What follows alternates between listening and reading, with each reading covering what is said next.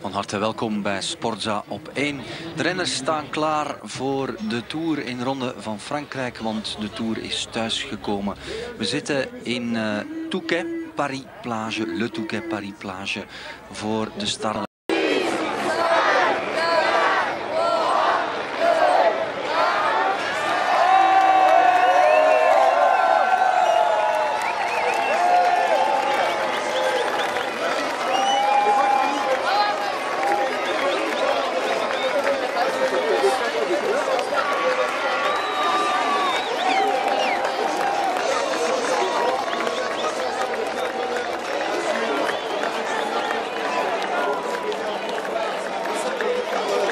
Er is een internationaal hockeytoernooi.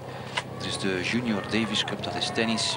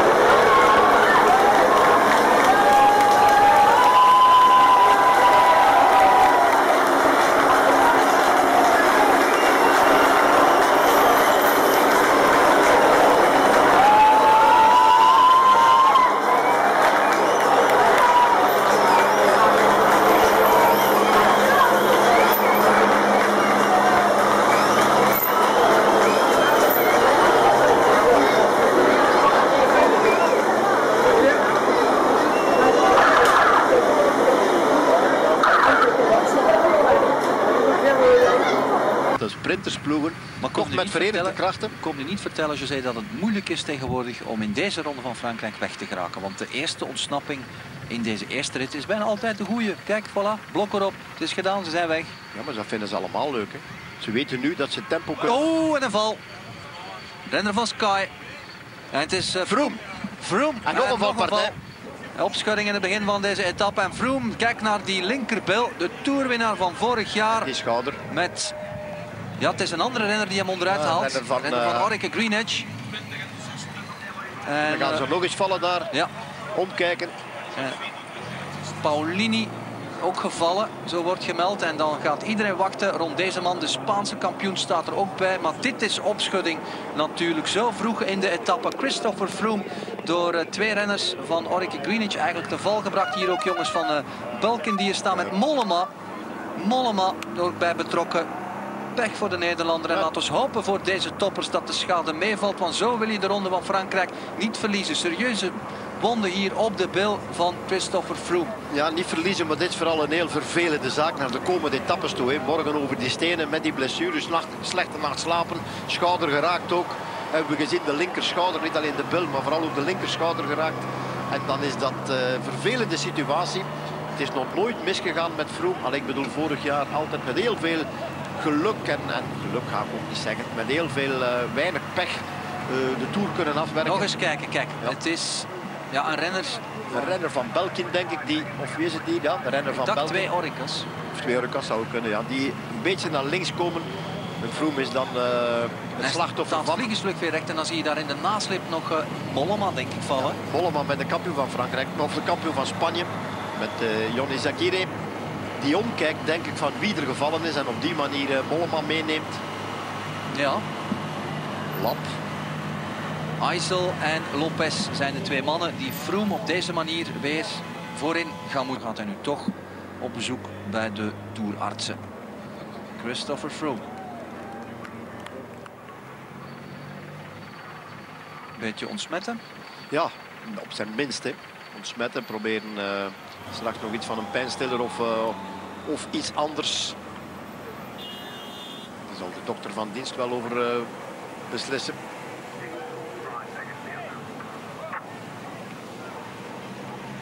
Fotograaf Tim de Walle daar als, als de kipper. Schleck donc a décidé de ne pas prendre le départ, handicapé par cette blessure au genou.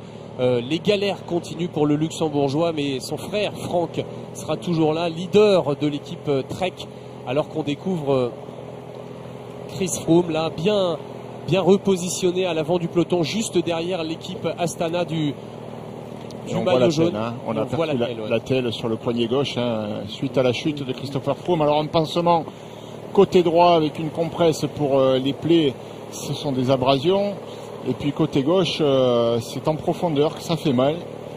Peut-être au niveau osseux, en tout cas au pire au niveau ligamentaire, mais il y a une douleur dans le poignet gauche. Et on a préféré... Tout simplement, en les observant depuis le début de leur échappée, ça tourne bien.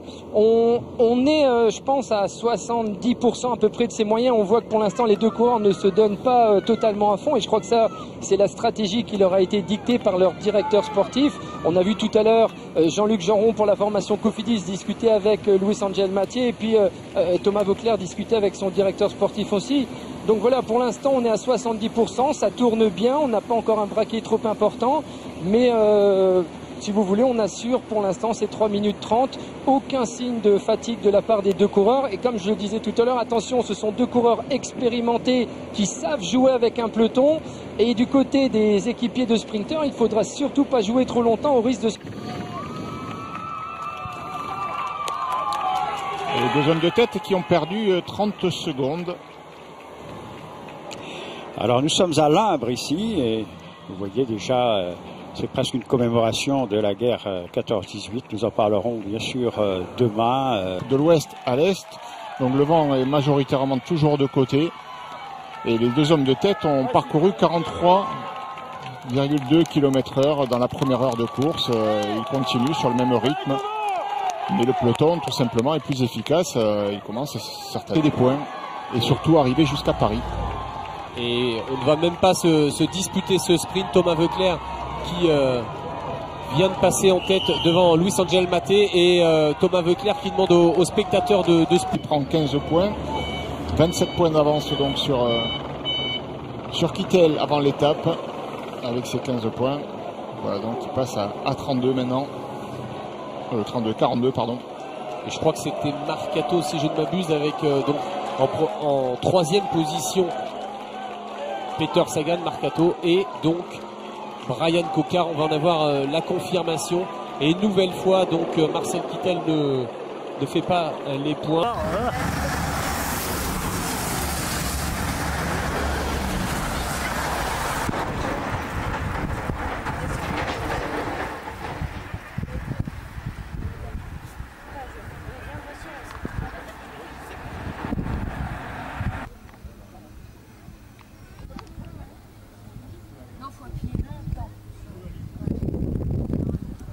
Cocard, en prenant la troisième place du sprint du peloton, eh bien, revient dans le classement. Il repasse à nouveau devant Marcel Kittel. Il est deuxième au classement provisoire du maillot vert.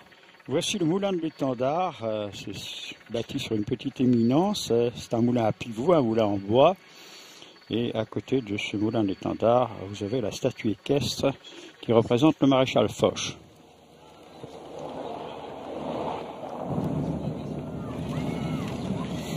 Les pavés ici dans la descente du Mont Cassel. Ah, c'est cool. Et c'est pour ça que Fabian Cancellara a changé de vélo, parce qu'il y a des pavés. Donc, ouais, ils sont pas méchants ceux-là, les pavés. Hein.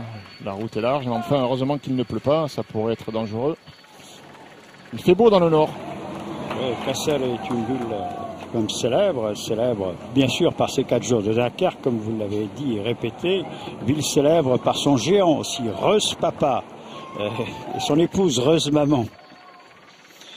Ici, il y a eu la bataille de Cassel, et le sprint ici, je vous laisse le décrire, monsieur Nicolas. C'est ce qu'on disait, donc voilà.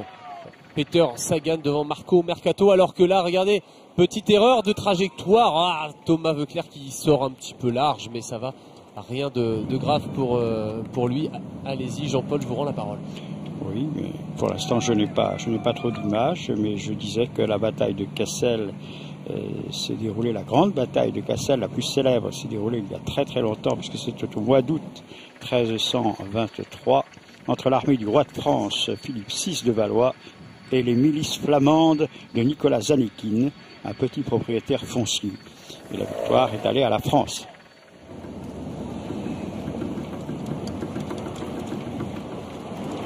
Et la descente périlleuse sur les pavés avec Arnold Janesson de l'équipe FDJ.fr qui... On entend ici hein, la chaîne qui claque sur le cadre. Hein.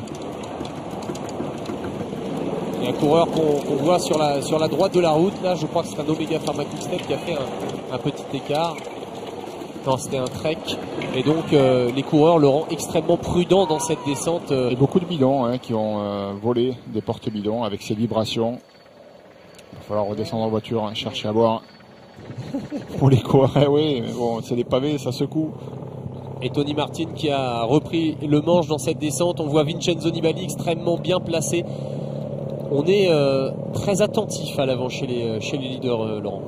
Oui, ça a accéléré dans cette montée, même si personne n'a réellement disputé le sprint. Alors voilà, confirmation de ce qu'on disait tout à l'heure. Sagan en tête à 42 points, à 40 points. On a Cocard qui est repassé devant Marcel Kittel. Oui, donc on disait ça a accéléré maintenant, eh bien ça accélère à nouveau. Il y a un point délicat là, le peloton s'est étiré dans la montée, s'est étiré dans la descente, et si ça visse un grand coup après que l'on arrive à découvert, Cédric Vasseur pourra peut-être nous en parler, il connaît mieux la région que moi. Si on est à découvert lorsque l'on va revenir un petit peu après la sortie du bois, là, ça pourrait être un point délicat et il pourrait y avoir des cassures dans ce peloton. Justement, on va faire un point avec Jean-François Carcarat. Si vous arrivez, évidemment, puisque c'est une descente, c'est toujours délicat en moto, mais on a l'impression que, d'une part, que ça a accéléré sensiblement et qu'il y a des cassures à l'arrière, Jean-François. Ça a accéléré, d'ailleurs, Lars Boom a changé de vélo, donc il est un peu à la traîne et encore derrière lui. Nous, on est juste derrière Michael Cherel, qui a connu des petits pépins, hein, des chutes en ce début de tour, donc un tour qui commence moyen pour Michael Cherel, mais ça va. Il est dans les voitures et là on est derrière Lars Boom qui va revenir lui aussi dans le peloton. Donc pas de gros problèmes dans la partie pavée de la descente. Là on est sur une partie plate avant de rebasculer vers le bas. Mais pour l'instant ça se roule bien, mais on sent quand même des petites tensions par-ci par-là. Oui, peloton extrêmement étiré après la descente, on est à découvert. Ça a accéléré fort en tête de peloton et le peloton bien commence à vraiment s'étirer. Même il y a quelques cassures, voilà, on a compris, il y a quelques équipes ici avec la BMC maintenant. Avec Marcus Borgard là qui est en tête. Et oui, Marcus Borgard qui a pris les opérations en main. Alors pour qui ça peut être pour TJ Van Garderen sans doute oui, quand même. Pour essayer de voir si on peut éliminer sur une action comme celle-là un des favoris. Il est bien placé Van Garderen, on le voit juste devant Vincenzo Nibali. Il y a une cassure là-bas derrière. Hein. On a aperçu le peloton qui était... Et ça y est, la cassure est faite en effet. Ouais, il y a encore du monde et puis le peloton est quand même assez groupé devant. Le vent n'est pas assez fort, il me semble. Cédric à l'avant, Cédric ça bouge et il y a... Attends. Oui, effectivement, Nicolas est en train de rouler très vite à l'avant de la course. Comme le disait Laurent Jalabert tout à l'heure, le vent est 3/4 défavorable et il est fort à parier qu'après ce sprint intermédiaire, les coureurs mettent à profit ce vent latéral pour essayer de créer des cassures. Donc attention, vigilance totale au sein du peloton. Et c'est parti, vous le voyez, 3 équipiers de Peter Sagan, 3 coureurs de la Cannondale qui mettent en route et qui visent. Attention, c'est un moment important à 65 km de l'arrivée. Et là, on voit les coureurs piégés, notamment les coureurs de l'équipe Trek. Ouais, être attentif surtout.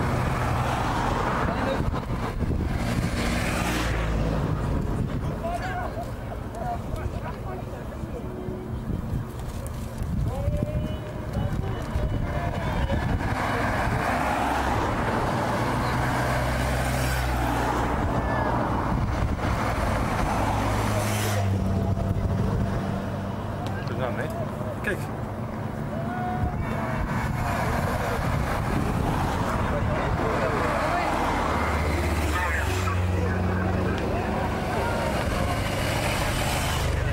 midden.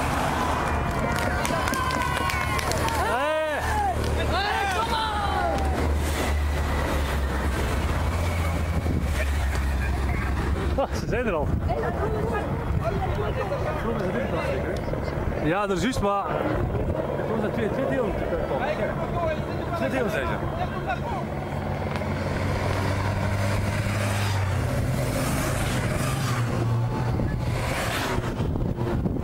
Twee delen zijn.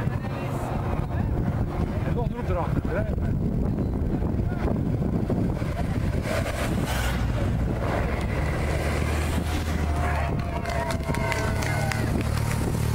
Hey, go on.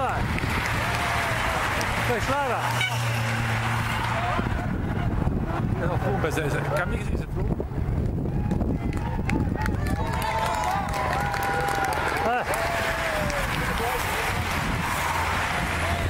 Kirienka. Kom maar. Kom maar daar. Zijn we mooi,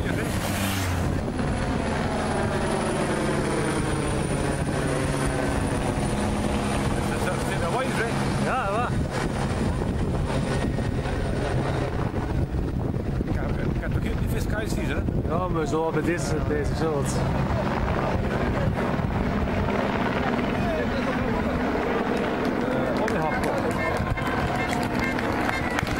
Slek waarschijnlijk. Vocht.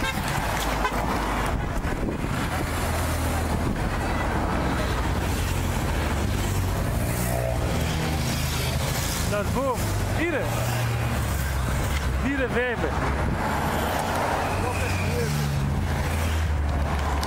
Ah. 34. Nog één.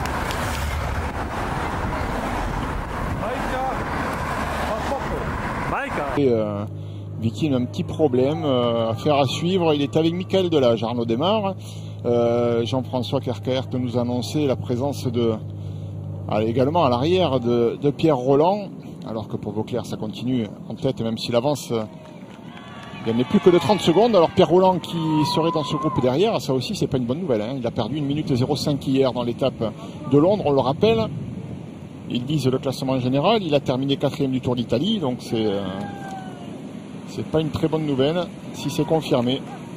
Et les coureurs de la Cannondale qui ont voulu rendre hommage à Cédric Vasseur en arrivant à Steenvoorde, la ville de Cédric Vasseur et la ville où ses parents habitent, notamment Alain Vasseur qui était vainqueur des 4 jours de Dunkerque, une course dont on parle énormément depuis le début de cette étape et qui a gagné une étape du Tour de France. Jean-Paul. Oui, c'était en 1970, c'était au Felsberg, et là où il y avait l'émetteur de nos confrères d'Europe 1.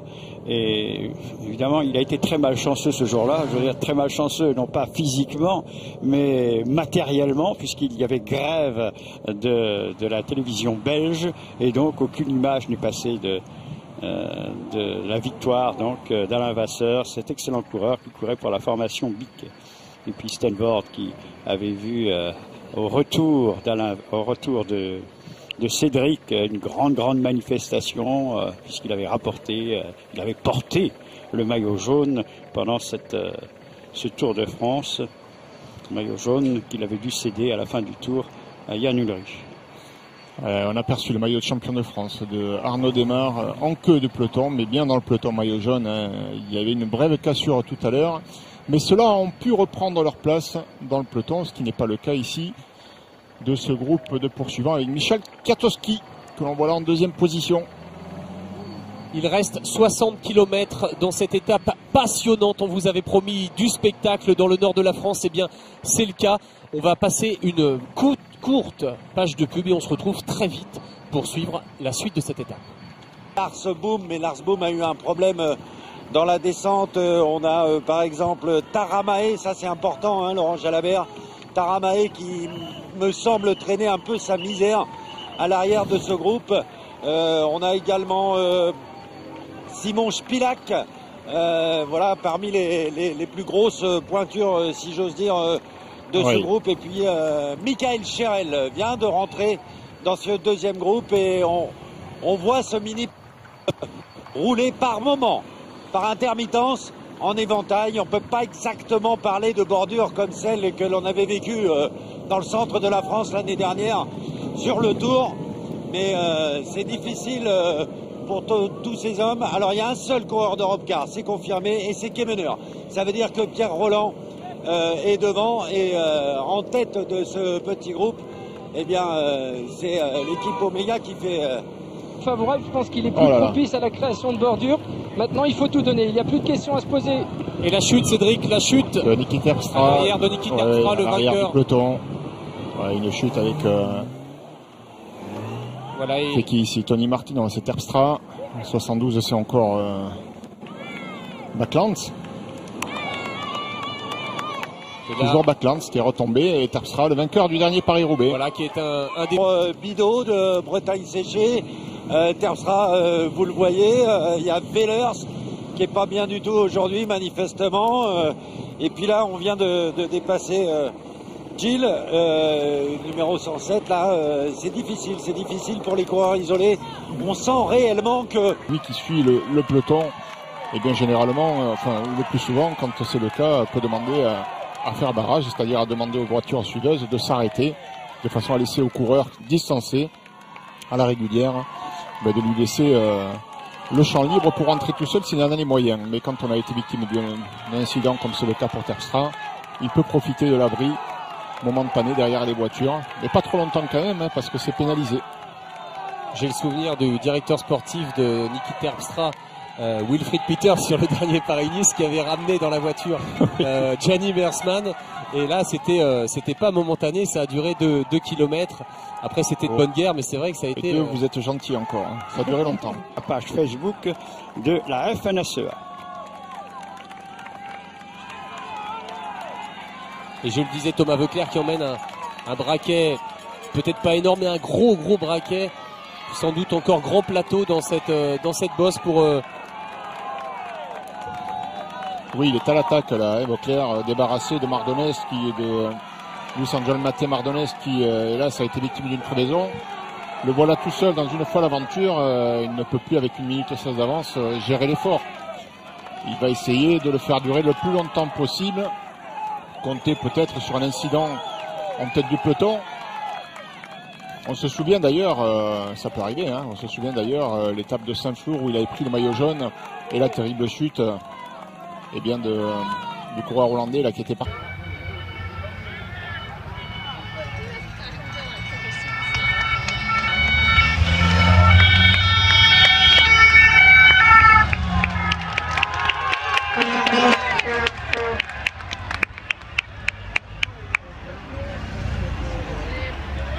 Vélo, décidément, sale journée pour le vainqueur de Paris-Roubaix. Et Thomas Voeckler là, voilà, qui sprint. Je sais pas s'il y a besoin d'en faire autant, mais en tout cas, il fait le show. Il fait le show, Voeckler, et ça fait du bien de le retrouver à ce niveau-là. 46 km. Dans ce labyrinthe mécanique, c'est pas simple. Il y a la pression du public et il a pas l'air tout à fait au sommet de sa forme. On va être gentil et c'est compliqué. Oui, c'est vrai, depuis le début de ce tour d'ailleurs, on les a vus contrôler la majeure partie de la première étape, c'est Kittel qui gagne à la fin, c'est l'équipe d'en face.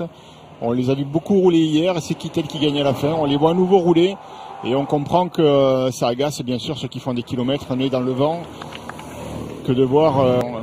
chute d'un coureur de l'équipe Lotto Bellisol. Il s'est fait mal au genou, il a mal à la rotule.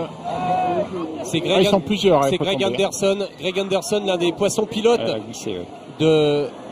d'André Greipel, qui a chuté et qui a glissé en effet dans ce virage. C'est important pour le sprint, c'est important aussi pour André Greipel, puisque Greg Anderson, le néo-zélandais, est l'un de ses poissons pilotes. Il y a 2 coureurs au moins de la Lotto. On a 2 coureurs d'arrêter. Il y en a 2 au moins qui sont tombés. On va tout de suite retrouver. On vous a parlé de cette magnifique ville du Nord. Jean-Paul, je suppose qu'il y a énormément de choses à dire sur cette ville magnifique. Beaucoup de choses, effectivement. Nous apercevons la Grande Place avec au milieu la colonne de la déesse, la Grande Place qui s'appelle aussi Place du Général de Gaulle, comme on vous l'indique, puisque c'est la ville natale du Général de Gaulle. C'est en 1890 et la Grande Place fut renommée en son honneur le 12 août 44, Place du Général de Gaulle. Et puis vous avez le beffroi de l'Hôtel Dieu. Sur cette place-là, alors, il y a le Théâtre du Nord, le Furet du Nord, qui est aussi l'une des plus grandes librairies d'Europe. Vous avez la Voix du Nord, le siège de la Voix du Nord, le grand journal de la Voix du Nord, né en 41 au sein de la Résistance française, qui a succédé à l'Écho du Nord. Vous voyez, il y a beaucoup de choses. Maria Calais, oui. Exact. Voilà, avec Yvonne Vendroux. Avec Yvonne Vendroux, en effet. Veuclair qui passe sous la banderole des 20 km, 15 secondes maintenant. Laurent, est-ce qu'il va pouvoir résister? Évidemment, là, c'est clair que c'est quasiment mission impossible maintenant. Oui, mais un autre se serait déjà relevé depuis un petit moment. Il insiste encore. Hein. Donc voilà, 20 km de l'arrivée, 15 secondes à peine. On va le dire, c'est perdu. Évidemment, c'est perdu. Comment voulez-vous qu'il puisse tenir tête à un peloton seul, avec tous ces sprinteurs encore qui ont les dents longues et qui veulent en découdre? C'est mission impossible maintenant. Et le peloton amené par Dries de Venens et Tom Dumoulin, voilà les deux coureurs de la formation Giant Shimano qui sont missionnés pour rouler comme ça. Si le besoin s'en fait sentir, assez loin de l'arrivée, ils ne font pas.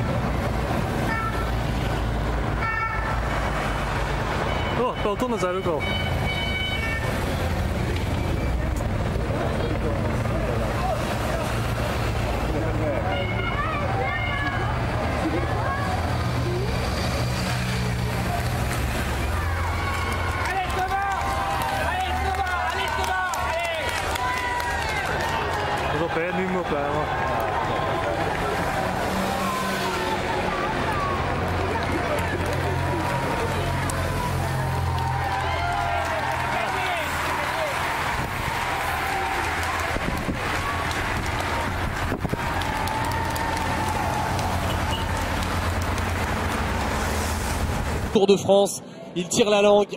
Ça, c'est le show à la Veuclair d'en faire toujours. Mais en tout cas, on peut dire que ce garçon a du panache et ce garçon, voilà, fait le show et nous a fait vibrer aujourd'hui. 12 secondes maintenant, c'est quasiment terminé. C'est terminé, on le sait, il le sait.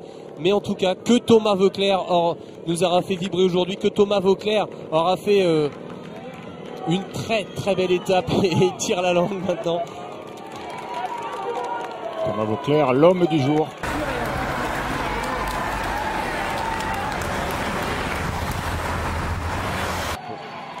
Et on voit également les Omega Pharma Quick-Step qui se sont placés. Ça veut dire que Mark Renshaw a de bonnes jambes. Ça veut dire que Mark Renshaw voudra faire le sprint. Oui, Mark Renshaw assure l'intérim en l'absence de Mark Cavendish, tombé le premier jour et qui a dû quitter la course. Eh bien, il faut bien se remobiliser dans cette équipe pour essayer de continuer dans ce Tour de France avec des ambitions. Et Mark Renshaw, qui est un excellent sprinter, eh bien, assure l'intérim.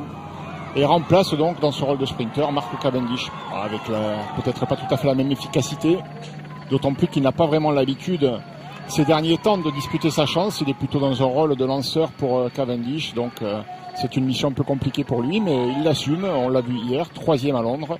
3e l'Australien en effet, alors que Patrick Lefebvre nous disait qu'il ne ferait pas le sprint, mais c'est vrai que c'est pas pareil. On peut être un excellent poisson pilote et il a été le meilleur poisson pilote du monde quand il était chez STC avec Mark Cavendish, mais passer le pas pour devenir sprinter, c'est pas pareil. Il y a la pression, il y a aussi un autre environnement et courir pour gagner à 200 mètres, c'est vraiment autre chose que d'être poisson pilote. Oui, il faut supporter cette pression, celle de l'enjeu, celle du devoir de résultat. Ah, le bon choix c'était à gauche, là, dommage. Mais celle du devoir de résultat, tous ne sont pas capables de la supporter avec... Il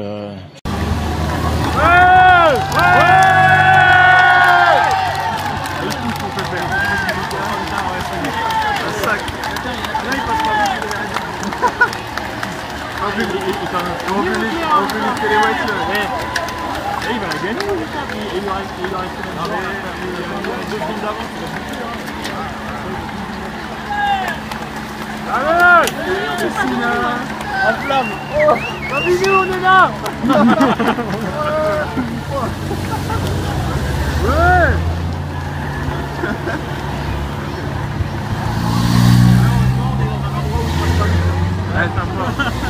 Ouais, c'est ça, ouais. C'est une sacrée carrière.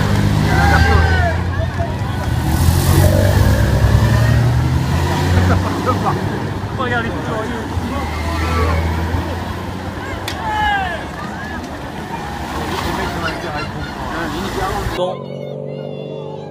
150 km à l'avant pour Thomas Voeckler, plus de 150 km. Thomas Voeckler qui se sera battu d'abord parti avec Luis Angel Maté, l'Espagnol de la Cofidis. Et puis là, voilà, Thomas Voeckler, je crois qu'on peut à nouveau lui tirer notre coup de chapeau. Thomas Voeckler qui maintenant va essayer de rallier l'arrivée. Dans les délais, ça posera évidemment pas de problème. Alors que Peter Sagan, Jean-François Carquet est à l'arrière. Qu'est-ce qui se passe pour le maillot vert? On est assez loin de la queue du peloton. On suivait King qui était en train de revenir sur le peloton et qui a chuté. Alors allez savoir si Sagan n'est pas tombé non plus. Je l'aperçois là maintenant. Il est à 50 mètres. La pédalée a l'air bonne, mais il regarde son vélo. Est-ce qu'il y a un problème mécanique? Difficile à dire. Pour l'instant, son allure est bonne. Il est en train de... Je ne sais pas s'il va revenir facilement, mais en tout cas, il ne semble pas avoir de problème là sur les images que vous découvrez. Mais il n'est pas très loin du peloton. Il a le peloton à vue. Il est à 50 mètres derrière. Peut-être un petit problème mécanique derrière, allez savoir. En tout cas, on l'a vu sauter là, sur le rond-point. Ah ben oui, mais il est à l'aise. Ça reste dangereux. C'est dangereux parce que la chaussée est sèche et humide. Il est tombé, des plaques d'humidité, oui. Donc ouais. Je pense qu'il a glissé. La même chose pour King qui est derrière. Un rond-point comme ça, King qui est...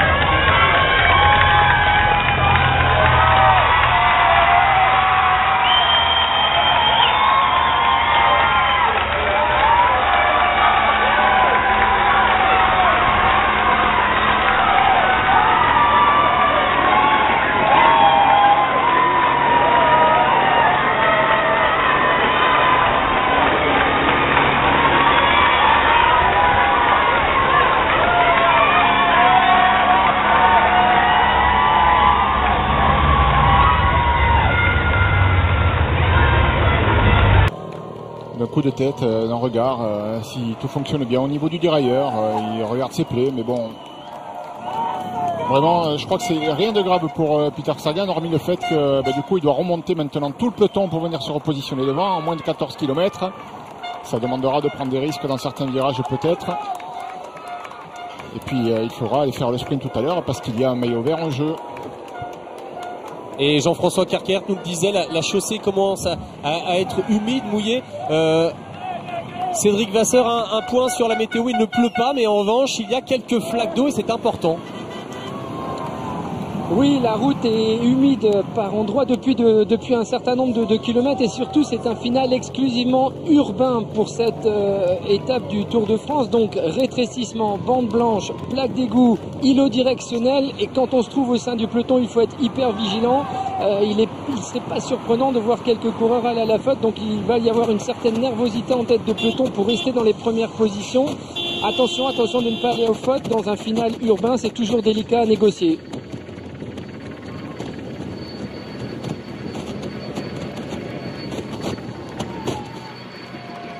L'Eura Technologie, pôle d'excellence économique dédié aux technologies de l'information et de la communication ici à Lille. Un parc d'activités qui regroupe et fédère des acteurs du monde de la recherche. Jean-François Carquer à l'arrière, des précisions, peut-être pour la blessure de Sagan ou la chute de Sagan. Non, pas tant que ça, mais il y a d'autres coureurs qui ont dû chuter, soit en même temps que Sagan, soit juste après. On vient de dépasser Vanotti, là on est derrière Lopez Garcia qui décidément aura fait l'accordéon, l'équipier de Chris Froome, il aura fait l'accordéon toute la journée. Donc il y a dû y avoir des chutes, des glissades où on a rattrapé des dérapages parce que on a des coureurs éparpillés que nous remontons à mesure que nous revenons vers l'arrière du peloton. Donc c'est assez curieux. Deux coureurs de l'équipage G2R, il y a là Riblon et puis également Cherel. Mauvaise journée pour Riblon et Cherel. Donc on est un peu à la traîne comme ça, on a des distancés, ça s'éparpille un peu en queue de peloton. Oui, c'est normal, là, en tout cas la plupart, certains coéquipiers se relèvent en fin d'étape en tout cas. Et donc là les trains qui se positionnent et Laurent, on voit équipiers d'Alberto Contador qui se replacent à l'avant. C'est clairement pour protéger Alberto Contador. Oui, absolument. Contador, c'est le leader indiscutable dans cette équipe. Même si Benatti a une belle pointe de vitesse, il est trop court par rapport à De Kittel, notamment. Et du coup, oui, bien sûr, on veut éviter d'être pris au piège. On veut éviter la chute, on veut éviter les cassures, on veut éviter de perdre du temps tout simplement. Et donc, on préfère faire l'effort de rouler en tête. Voilà, Tossato, Benatti, Contador derrière. On veut éviter donc à Contador d'avoir trop de stress à gérer, le maintenir en première position le plus près possible de la tête. Et c'est fini. C'est fini pour Thomas Voeckler qui rend les armes, mais vraiment après s'être battu. Et on peut encore une fois dire merci à Thomas Voeckler qui, je suis sûr, va remporter une étape sur ce Tour de France. En tout cas, je lui souhaite le sourire de Thomas Voeckler alors qu'à l'avant ça se positionne. Et les Garmin, sans doute pour Ramounas Navardoskas qui Laurent a été très bien placé, je crois, sur la première étape derrière Marcel Kittel. Oui, en effet, Navardoskas qui a d'ailleurs créé la sensation en terminant 3e d'un sprint qui a été quand même marqué par la chute de Cavendish et qui a surtout été désorganisé par cette chute. Alors dans cette formation Garmin, on sait que Benjamin King va aussi assez vite. Il y a Andrew Talansky surtout, qui comme Contador ne veut pas perdre de temps et qu'on s'efforce de garder aux premières loges de ce peloton. Donc c'est difficile de savoir quelle est la motivation réelle de cette équipe dans son entreprise. Attention, le virage à gauche là, avec les bandes blanches. Et Laurent, je ne vous surprendrai pas évidemment si je vous dis que le prix du super combatif a été attribué à Thomas Voeckler. C'est gagné. Le super combatif du jour, évidemment. Ça semble logique et toujours les Tinkoff Saxo Bank d'Alberto Contador en tête avec derrière Marcus Borgard pour la BMC. Ça veut dire qu'on se sent bien dans l'équipe de la BMC et sans doute pour Daniel Oss qui était aussi présent dans le sprint hier, 10e. C'est quand même une succession de virages ici en ville, hein, sur des bandes blanches, des passages piétons qu'il faut négocier sur une chaussée parfois détrempée qui peut être très piégeuse. Une chute peut provoquer une cassure et on l'a vu hier, hein, la chute de Julien Simon et Goïs Garcia a cassé le peloton et Frank Schleck a perdu une 0,5 comme Pierre Roland d'ailleurs, et ça c'est ce qu'on veut éviter pour des garçons comme Contador, comme Andrew Talansky. On ne veut pas être pris dans ce piège là, donc on les maintient à l'avant.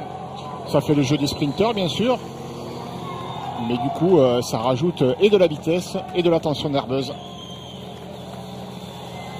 Et 10 km maintenant avant un sprint massif, c'est quasi certain. Avec on va faire un rapide tour d'horizon des sprinteurs. Laurent, évidemment, Marcel Kittel, archi favori de cette étape, 9 victoires en 2014. André Greipel, 12 victoires en 2014, c'est celui qui a le plus gagné. On va voir s'il va prendre sa revanche finalement.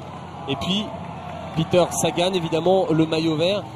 Et nous on regardera évidemment de plus près les Français. Arnaud Démare, on va voir s'il va se racheter. Et Brian Cocard. Oui, Arnaud Démare, Brian Cocard. Et puis il ne faut pas oublier quand même, même s'il est un peu moins rapide qu'il y a quelques années, Romain Feuillu qui a quand même fait le sprint hier en terminant 9e. Samuel Moulin a fait 13. Voilà, c'est des garçons qui vont vite. Un sprint c'est toujours différent. Alors si tout se passe normalement, effectivement, ceux que vous avez cités ont plus de chances de gagner. Mais ils seront là, les autres aussi, pour disputer leur chance. Et on parlait de Mark Renshaw, 3e, et hier l'Australien de l'équipe Omega Pharma Quick-Step, Alexander Christophe qui était présent dans le sprint, le vainqueur du dernier Milan-San Remo pour l'équipe Katusha, Danny Van Poppel, le très jeune coureur de l'équipe Trek Factory Racing, et puis Heinrich Osler, l'Australien de l'équipe Piam Cycling. On l'a parlé également de José Joaquim Rojas pour l'équipe Movistar, et vous avez cité Romain Feuillu, Navardoskas également pour l'équipe Garmin Sharp, dont l'équipe est en train de rouler. Bref, ça fait du monde. Albazini, il ne faut pas l'oublier, pour l'équipe Orica Greenedge. Bref, énormément, allez, une dizaine de sprinteurs, Laurent, qui peuvent gagner cette étape. Oui, comme toujours en début de Tour de France, tous croient qu'ils peuvent gagner. Et ensuite, plus les étapes avancent, la fatigue étant là, on a chacun vu ses limites aussi. Et on sait plus ou moins ce que l'on peut espérer. Peut-être du coup on prend moins de risques. Mais dans ces premières étapes, ils sont beaucoup à croire en leur chance et à se mêler à la lutte en tout cas.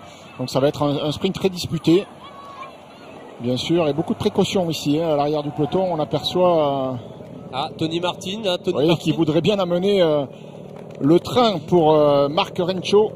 En l'absence de Cavendish, on veut faire l'effort pour Marc Renshaw, mais là, ça n'a pas suivi la sortie de ce virage. Une légère accélération, une relance, et puis derrière, ça n'a pas suivi, mais on le voit, Tony Martin qui coupe son effort et qui attend son train de l'équipe Omega Pharma Quick Step. Alors, est-ce que Petacchi a récupéré? On a vu Petacchi, Alessandro.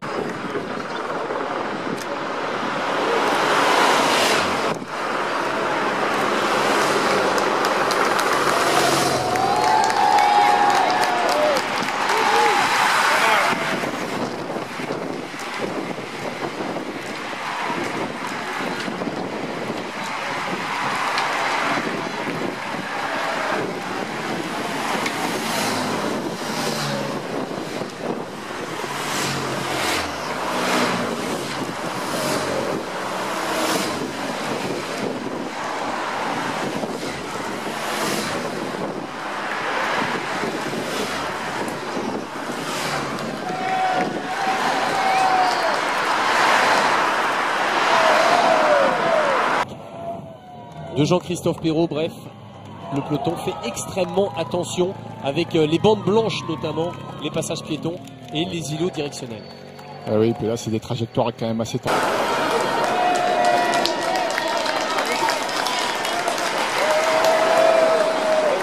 Heureusement qu'il ne pleut pas davantage, que la chaussée n'est pas complètement détrempée, mais elle est quand même humide. Et du coup, lorsque l'on coupe ces bandes blanches ici, là, voilà, ces passages piétons avec les...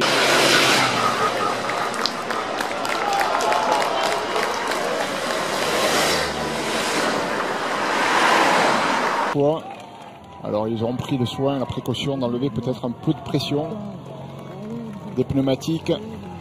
Et un autre ancien vainqueur de Paris-Roubaix avec Johan van Sommeren, là qui a pris la tête du peloton. On a dit équipe Garmin Sharp qui est vraiment...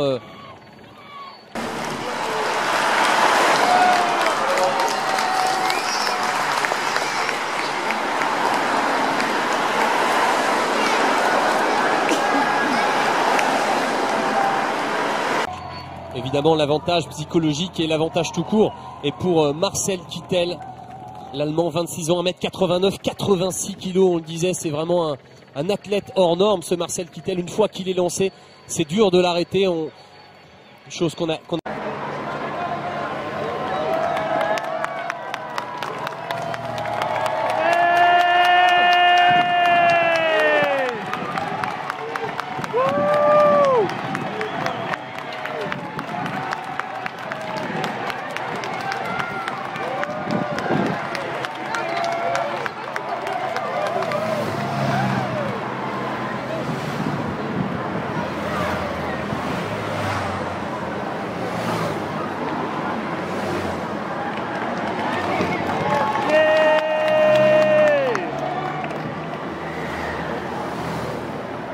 très puissant, et d'ailleurs ses sprints sont limpides. Quand il gagne, il part de loin en tête et il tient jusqu'à la ligne.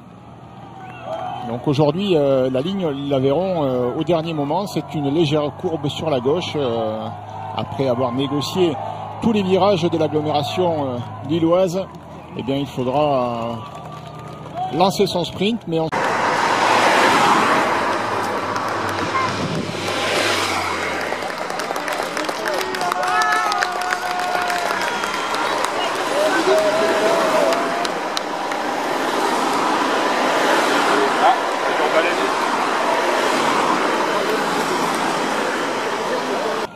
Et à 300 mètres, ils n'apercevront pas encore la ligne d'arrivée, puisque c'est une légère courbe sur la gauche, mais voyez bien, ils ont tous repéré le livre de route. Et Sébastien Longuevel, là pour l'équipe Garmin, en tête de ce peloton, ça y est, c'est en tout cas à la bannière des 5 km, 5 km avant un sprint encore royal, ici à Lille, devant le stade Pierre-Mauroy. Et l'équipe Omega Pharma Quick Step en ordre de bataille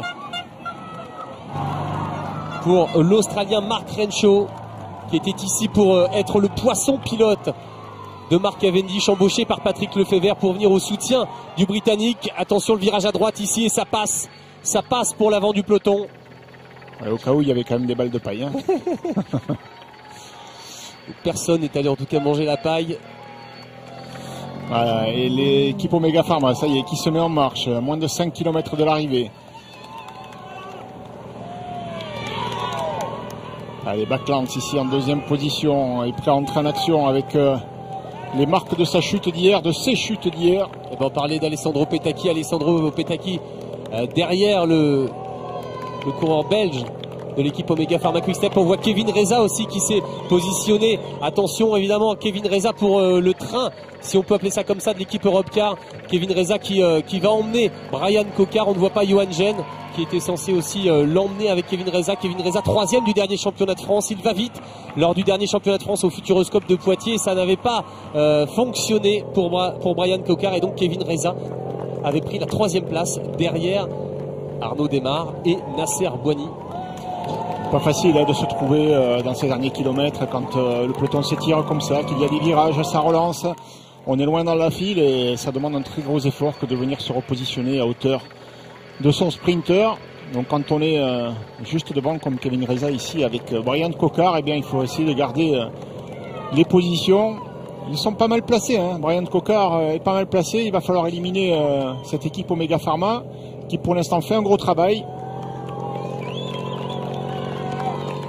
Et ne pas se laisser déborder. Ça y est, par les Giants, les voilà qui se mettent en marche. Les Giants qui sont en train de se replacer avec les Katusha pour Alexander Christophe, le vainqueur du dernier Milan-San Remo. Bien placé hier dans le sprint. Allez, Backlance qui se relève. Petacchi qui prend le relais. C'est à Petacchi, Alessandro Petacchi, 37 ans, l'un des plus anciens de ce peloton. Et quel palmarès. Après Petacchi, ce sera Tony Martin, puis Michal Kwiatkowski. Niki Terpstra derrière. Et enfin Marc Renshaw, dernier étage de cette fusée Omega Pharma Quick-Step. Et donc on le voit sur la gauche de la route, les Giants Shimano qui essayent de se replacer, les Giants Shimano avec évidemment maintenant Roy Curvers, Koen De Kort et John Degenkolb, avec en lanceur Tom Villers pour propulser la fusée Kittel à 250 mètres de la ligne. Enfin ça c'est dans le sprint idéal, ça a marché 2 fois pour l'instant, 2 sprints de victoire. Et l'équipe néerlandaise qui est au combat là avec l'équipe belge de Patrick Lefebvre, alors qu'on se replace du côté des Europcar avec Kevin Reza et Johan Gene pour emmener la coque Brian Cocard. Oui, derrière Omega Pharma, Heinrich Hausler pour IAM est bien placé également juste devant Brian Cocard. Mais pour l'instant c'est bien le train Omega Pharma Quick-Step qui fait un travail remarquable avec Tony Martin, pas étonnant. Michal Kwiatkowski, ça s'est roulé vite aussi, ça va aller vite. Et Luca Paolini également, on l'a vu avec sa barbe, le coureur italien de l'équipe Katusha qui est en 10e position. André Greipel juste dans sa roue. Et Degenkolb qui est déjà parti à l'action. Et John Degenkolb là qui passe, en effet. Voilà exactement l'illustration du train dont nous vous parlions tout à l'heure. John Degenkolb qui se met au service de Marcel Kittel. John Degenkolb, je vous le rappelle, 2e de Paris-Roubaix, vainqueur de Gand-Wevel Games. C'est vous dire un peu tout simplement le talent de ce coureur. Et ça y est, John Degenkolb là, avec dans sa roue Niki Terpstra, non, dans sa roue.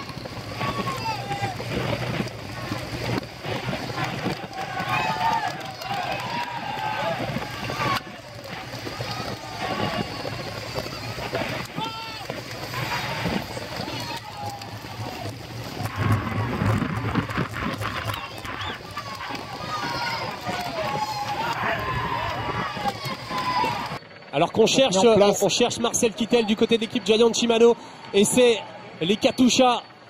Ouais, Kittel est bien placé, il est en 4e position. Ouais, dans sa roue Peter Sagan. Avec Peter Sagan dans sa roue, et je crois. Ça y est, les 500 mètres avec les Katusha pour Alexander Christophe et Marc Renshaw qui se retourne avec Marcel Kittel dans sa roue. Marcel Kittel bien placé dans la roue de Marc Renshaw. Peter Sagan en embuscade, et on voit Arnaud Desmar qui est en train de se replacer. Alexander Christophe qui lance alors que Marcel Kittel au centre de la route est en train de passer Marc Renshaw.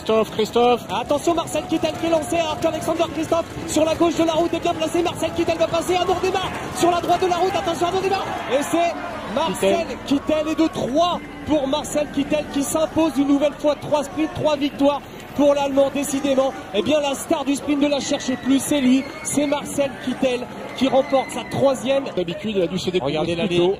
Un demi-vélo d'avance. Kittel, Christophe, Demar, Peter Sagan, Brian Cocard et André Greipel.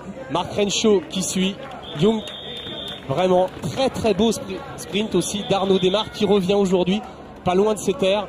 Et regardez cette image. Marcel Kittel qui a du mal à reprendre. Marcel Kittel, donc, qui lève les bras et avec ses copains, évidemment, ses coéquipiers. On en parlera avec lui tout à l'heure, parce qu'il faut le redire à chaque fois, c'est vrai qu'un sprint réussi et une victoire au bout, alors qu'il salue Peter Sagan, c'est toujours... Il est allemand. Il a déjà donc 6 victoires dans le Tour, ce sera sa 7e victoire dans le Tour de France, donc 1m89, 86 kilos. Et il commence déjà à marquer son époque, là. Lui qui dit, moi, les records, pour moi, ça m'intéresse pas pour l'instant. Moi, je vis mes courses. Oui, c'est parti. Ya, ça se coûte. Ok. Bon. Combien cette année de victoire, Marcel? Parce que déjà, ça fait 3. Vous allez sur votre carnet, vous avez marqué combien de victoires?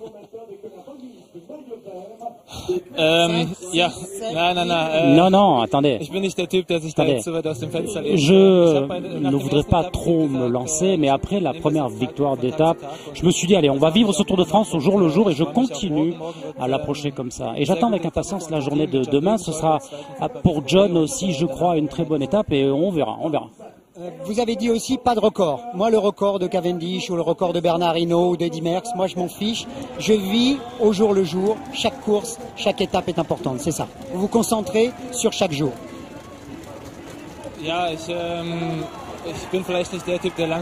Oui, c'est vrai que, comment dire, je ne fais pas de plan sur la comète à long terme. Voilà.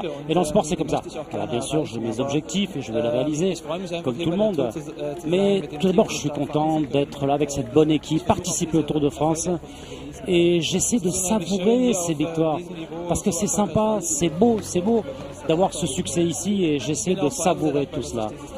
Et puis, surtout content d'avoir cette équipe. Souvenir, la colère à Tirreno Adriatico contre le vélo. Plus jamais vous recommencerez ça, non? Faut expliquer. Vous étiez en colère à la Tirreno et le lendemain, il y a eu les fleurs pour le vélo. Plus jamais. Niemals. Ça